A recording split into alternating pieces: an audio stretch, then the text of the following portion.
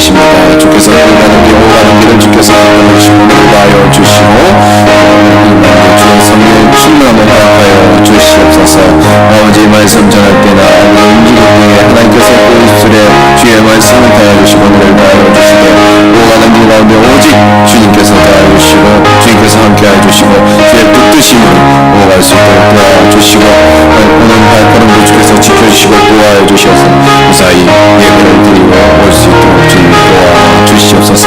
이 예배를 주께서 주장하여 주시고 도와주시되 전하는 자나 말씀을 듣는 자나 주께서 함께해 주시고 은혜를 다하여 주시옵소서.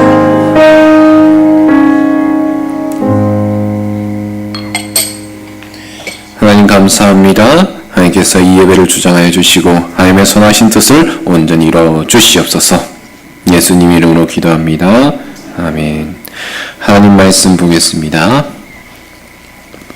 창세기 1장 2절 말씀입니다.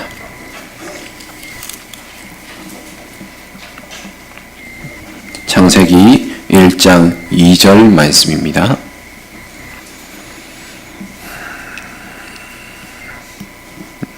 찾으셨으면 우리 같이 읽도록 하겠습니다. 그 땅이 혼돈하고 오하며 흑암이 위에 있고 하나님의 영은 수면 위에 운행하시니라. 아멘. 창세기의 첫 절을 보시면 태초에 하나님이 천지를 창조하시니라 라고 되어 있습니다. 이 절은 성경의 시작이고 모든 하나님이 우리에게 주실 복음이라는 은혜의 시작입니다.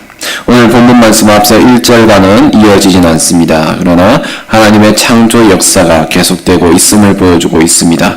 흑암, 빛으로부터 시작하여 인간에게까지 이어지는 하나님의 창조 역사의 시작입니다. 그 창조 역사 가운데는 우리 성도님께서 이미 알고 계시는 성부, 성자, 성령의 하나님의 일하심을 볼 수가 있습니다. 그분들은 따로 떨어져 있지 아니하시며 그러나 각자 일하시며 동일하신 하나님이심을 믿으시기 바랍니다. 성부, 성자, 성령님이 합력하여 선을 이루며 우리에게 주어진 은혜와 복을 알고 우리가 누려야 될 것을 아시는, 깨달아 하시는 귀한 시간 되시길 바랍니다. 2절부터는 성경을 읽는 독자들의 눈은 세계가 아닌 땅에다가 초점을 맞추게 됩니다. 땅은 어떤 곳입니까? 지금의 많은 기술 발전이 이루어진 현대에야 사람들이 바닷속을 누릴 수 있고 산소통을 이용해서 살 수도 있지만 원래 사람이 살아가야 할 터전은 땅입니다. 땅에서 밭을 갈고 그곳에 건물을 세우며 짐승들의 고기, 땅에서 나는 작물을 먹고 사는 것이 사람의 기본적인 모습입니다. 어찌 보면 이 부분은 도입부 중에서도 중요한, 그리고 앞으로 하나님께서 펼쳐나가실 이야기를 위해 중요한 부분일 것입니다. 저자인 모세는 이 부분을 쓰면서 가슴이 두근두근 거리지 않았을까요? 이야, 하나님의 러브스토리가 드디어 시작되는구나. 우리 성도님께서는 성경을 읽으실 때 어떠십니까? 맞네, 이렇게 시작을 하십니까? 아니면은 정말 어릴 때, 젊을 때 연애 편지를 읽는 느낌으로 새롭구나, 읽어도 하나님의 사랑이 좋구나 하면서 읽으십니까? 그런 은혜가 충만하시길 축복합니다. 땅의 초기 모습은 어떻습니까? 어두컴컴하다고 되어 있습니다. 흑암이 되어 있다고 합니다. 이 흑암은 밝고 어둠에서 어두움이라기보다는 공허한 상태, 아무것도 없는 상태를 나타냅니다. 하나님 말씀이 땅에 그 피조물을 세우고 채우고 질서를 세우기 이전에 땅의 상태를 적나라하게 보여주는 것입니다. 하나님께서는 위대한 계시의 순간에 자신을 흑암을 비유해서 가리키시는 경우가 종종 있습니다. 신명기에서는 너희가 가까이 나와서 산 아래에 서니 그 안에서 불이 붙어 불길이 충전하고 어둠과 구름과 흑암이 덮었는데 여호와께서 불길 중에 너희에게 말씀하시되 음성뿐이므로 너희가 그 말씀만 듣고 형상은 보지 못하였느니라. 시편 18장을 보시면 그가 흑암을 그의 숨는 곳으로 삼으사 장막같이 자기를 두르게 하시며 곧 물의 흑암과 공중의 빽빽한 구름으로 그리하시도다. 이 흑암은 단지 어둠이 아니라 하나님께서 감추어진 자신을 계시하시려고 보여주시려고 기다리는 모습을 묘사하고 있는 것입니다. 오늘 본문에서 기쁨이라는 단어는 깊은 심연의 바다를 나타난다고 합니다. 어두컴컴한 가운데 심연의 바다가 파도치는 모습이 상상이 가십니까? 그 파도치는 시커먼 물결 위에 무엇이 있다고 성경은 얘기합니까? 하나님의 영은 수면 위에 운행하시니라 라고 되어 있습니다. 하나님의 영이 성령이시고 하나님과 동일한 분임을 아실 것입니다.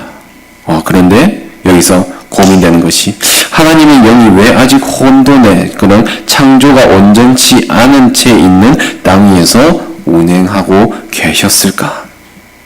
3절을 보겠습니다. 하나님이 이르시되 빛이 있으라 하시니 빛이 있었고, 하나님의 말씀 선포가 있었고 빛이 창조되었음을 볼 수 있습니다. 흑암만 있던 곳에 빛이 있게 된 것입니다. 흑암이 있던 곳에 성령님이 계셨고 영이 운행하셨고 말씀이 선포되자 빛이 창조되었습니다. 우리는 하나님의 말씀이신 예수님을 이미 알고 있습니다. 요한복음의 첫 부분은 이렇게 되고 있습니다. 태초에 말씀이 계시니라. 이 말씀이 하나님과 함께 계셨으니 이 말씀 곧 하나님이시니라. 하나님의 말씀 선포와 함께 빛이 창조되었고 태초에 하나님과 함께 계셨으며 그로 말미암아 지은 바 되었다고 하였으니 예수님께서 하나님과 함께 하시고 창조 사역을 도우심을 우리는 말씀으로 분명히 알 수 있습니다. 그리고 예수님과 하나님이 창조 사역에 함께 동참하셨을 뿐만 아니라 2절 말씀을 통해서 성령님도 함께 계셨음을 우리는 볼 수가 있습니다. 그리고 성령님이 일하시는 것을 알 수 있습니다. 시편 104편을 보시면 주의 영을 보내어 그들을 창조하사 지면을 새롭게 하시나이다. 하나님의 영은 하나님의 창조 사역의 주체며 그의 창조 능력은 오늘날도 계속되고 있습니다.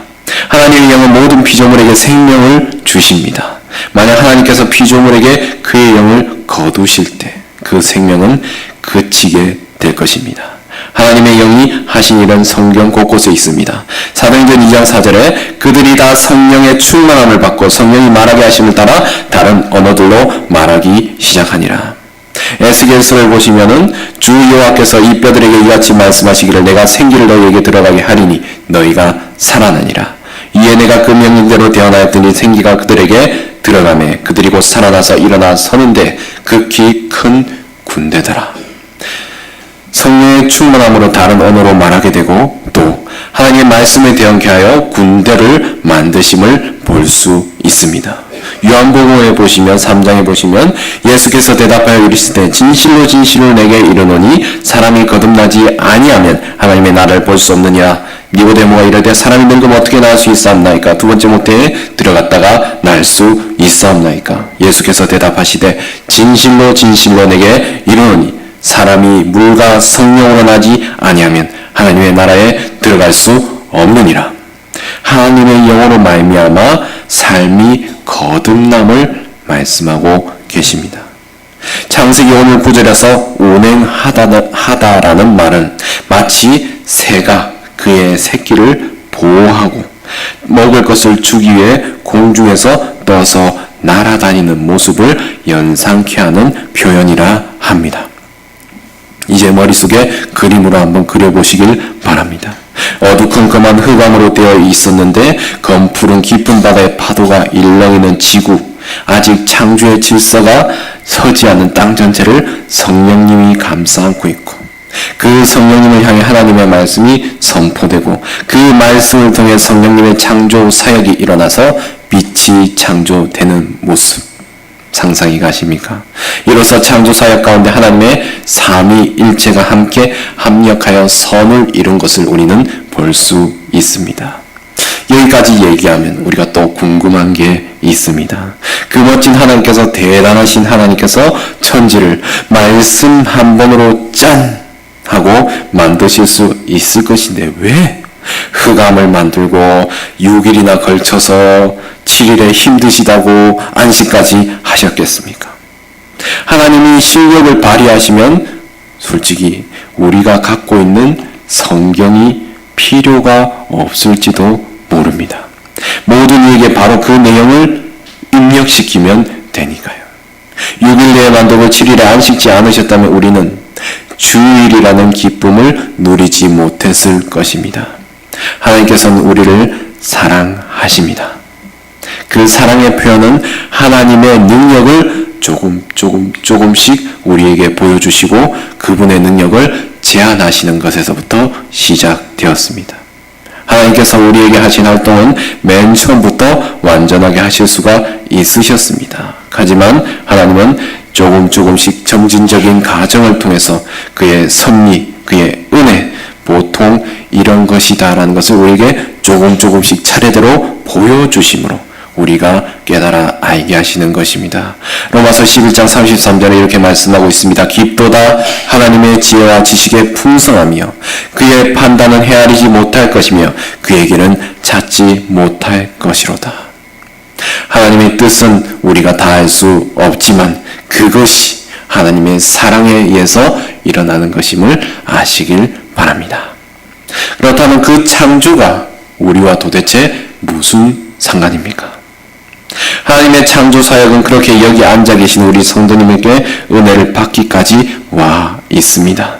앞서도 잠시 언급했지만 성경에서 영적인 흑암을 뜻한 것은 악한 것 또는 죽음이란 뜻으로도 쓰입니다. 잠언 2장 13절에는 이 무리는 정직한 길을 떠나 어두운 길로 행하며 시편 88편은 내가 어릴 적부터 고난을 당하여 죽게 되었사오며 주께서 두렵게 하실 때에 당황하였나이다. 반면에 구원의 개념은 그 어둠에서 빛으로 나온다는 개념과 같습니다. 이사야서 9장 1절은 전에 고통받던 자들에게는 흑암이 없으리로다. 옛적에는 여호와께서 스불론 땅과 납달리 땅이 멸시를 당하게 하셨더니 후에는 해변길과 요단 저쪽 이방의 갈릴리를 영화롭게 하셨느니라. 결국 이 구절에서 얘기하는 것을 영적으로 보자면 어둠에 있던 이를 빛으로 인도하실 하나님의 계획을 볼 수 있는 것입니다. 하나님께서는 모든 존재의 주인이실 뿐만 아니라 생명의 근원이시고 활동의 원천이십니다.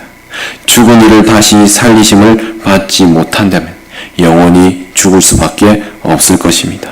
우리는 이 구절을 통해서 우리로 하여금 하나님께서 죽은 이들을, 영적으로 죽은 이들을 반드시 살리시리라는 것을 볼 수 있습니다. 태초에 혼돈과 공허와 흑암 가운데서 이런 세계를 만들어낸 능력은 마지막 때에 우리의 누추한 몸을 흑암 자체와 같은 아무 구별이 없는 무덤 같은 죄에서 이끌어내어 영광스러운 몸으로 만들어줄 수 있는 것을 보여주신 것입니다. 그에 대해서 욥은 이렇게 얘기하고 있습니다. 욥기서 10장을 보시면 내 날은 적지 아니하니까 그런즉 그치시고 나를 버려두사 잠시나마 평안하게 하시되. 그리고 이와 같은 하나님의 사역에 우리가 동참하기 위해 필요한 것이 있다면 그것은 순종과 믿음입니다. 하나님이 우리를 여기까지 이끄셨고 인도하심을 믿고 순종하는 것으로 하나님의 사역은 완성이 됩니다. 예를 들어서 우리에게 기도란 무엇입니까? 그저 하나님께 간구하고 그 소원을 이루는 것뿐입니까? 아닙니다. 기도도 하나님 앞에 겸손히 순종하며 받아들임이 이루어지는 것입니다. 요한복음 15장 4절에서 5절을 보시면 내 안에 거하라 나도 너희 안에 거하리라.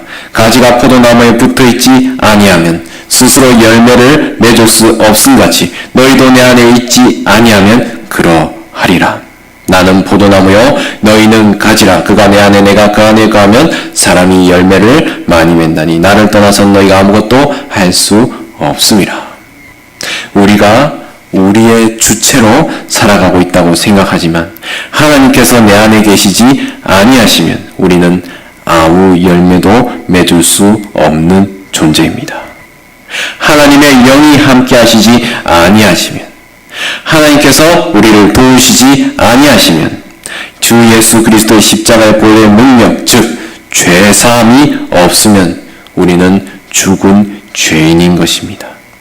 내 안에 성령님이 충만함으로 하나님의 말씀이 내 안에 들어와 충만함으로 그 성령님의 말할 수 없는 탄식, 즉 하나님의 뜻하심을 우리 입으로 선포하게 되는 것이 기도입니다. 그러하기에 하나님의 뜻하신 바가 우리의 뜻하신 바가 될 수 있는 것입니다. 우리의 뜻대로 되지 않으면 불안할 것 같습니까? 여기에 용감한 한 여성이 있습니다. 누가복음 1장 35절에서 38절을 한번 보겠습니다. 천사가 대답하여 이르되 성령이 내게 임하시고 지극히 높으신 이의 능력이 너를 덮으시리니 이러므로 나실 바 거룩한 이는 하나님의 아들이라 일컬어지리라.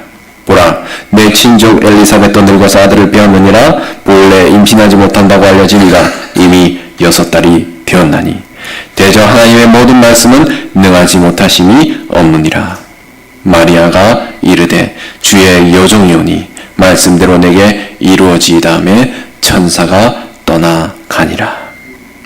하나님의 영이 마리아를 감쌌고 하나님이 그 말씀을 마리아에게 천사를 통해 선포했습니다. 그러나 그 말씀은 창조주의 온전한 뜻도 중요하지만 말씀을 받는 이의 순종이 없이는 마음을 열지 않으면, 주님께 열지 않으면 받아들여지지 않는 것입니다. 요한계시록 3장 20절에 이렇게 말씀하고 있습니다. 다 알고 있는 내용입니다. 볼지어다 내가 문 밖에 서서 두드리노니 누구든지 내 음성을 듣고 문을 열면 내가 그에게로 들어가 그와 더불어 먹고 그는 나와 더불어 먹으리라. 마리아는 순종했습니다. 그녀는 성령으로 잉태하여 예수님을 낳게 됩니다. 이것은 하나님의 창조 사용, 앞서 말씀드렸던 창세기 1장 2절 말씀과 동일한 모습을 보여주고 있습니다. 말씀 마무리하겠습니다. 우리 안에 성령님이 계심을 믿으십니까? 그 성령님께서 하나님과 말씀으로 역사하심으로 큰 일을 이루실 것을 믿으십니까? 그렇다면 순종하시기를 축복합니다. 하나님의 말씀을 듣고 그 말씀대로 순종하며 행하는 가운데 하나님의 뜻이 우리의 삶 가운데서 이루어질 것을 볼 것입니다. 하나님께서 나에게 하실 큰 일을 기대하십니까? 그렇다면 믿고 나아가시길 바랍니다. 믿음으로 순종했던 마리아가 예수님을 성령으로 잉태했던 것처럼 성령님의 인도하심을 믿음으로 순종하며 아멘으로 나아갈 때에 하나님께서 미리 준비하시고 행하신 선하신 길을 우리의 눈으로 보게 될 것입니다. 하나님의 말씀을 순종하고 믿음으로 행함으로 받는 모든 복이 있으시길 축복합니다. 기도하겠습니다.